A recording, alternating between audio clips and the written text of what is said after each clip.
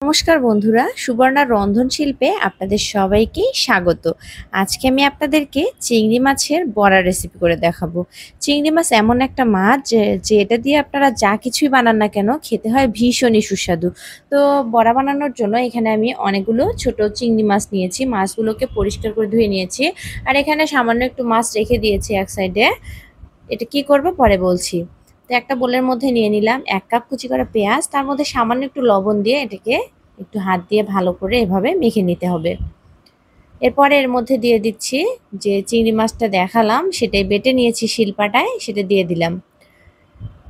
তার সাথে দিয়ে দিচ্ছি ডাল বাটা। এখানে আমি বুটের ডাল বাটা দিয়েছি, তার সাথে কিন্তু কয়েকটা কাঁচামরিচও বেটে নিয়েছি। অবশ্যই ঝালটা আপনারা নিজেদের টেস্ট অনুযায়ী দিবেন। এখানে আমি 1 কাপ ডাল বাটা নিয়েছি, দিয়ে দিলাম 1 চা চামচ আদা বাটা, 1 চা চামচ রসুন বাটা, স্বাদ মতো লবণ, হাফ চা চামচ জিরার গুঁড়া, হাফ চা চামচ ধনে গুঁড়া এবং 1 চামচ হলুদের গুঁড়া, 1 চা চামচ মরিচের গুঁড়া।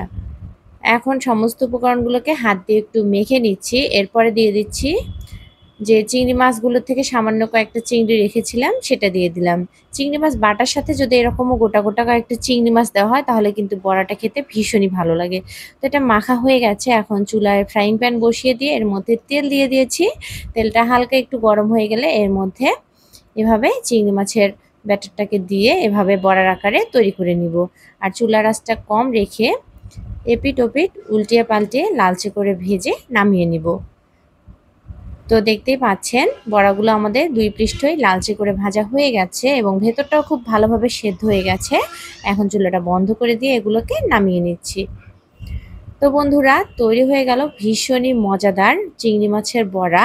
বর্ষার এই দিনে বিকেলবেলার মুখরোচক স্ন্যাক্স হিসেবে আপনারা এটা খেতে পারেন। তার সাথে কয়েকটা কাঁচামরিচও ভেজে নিয়েছি।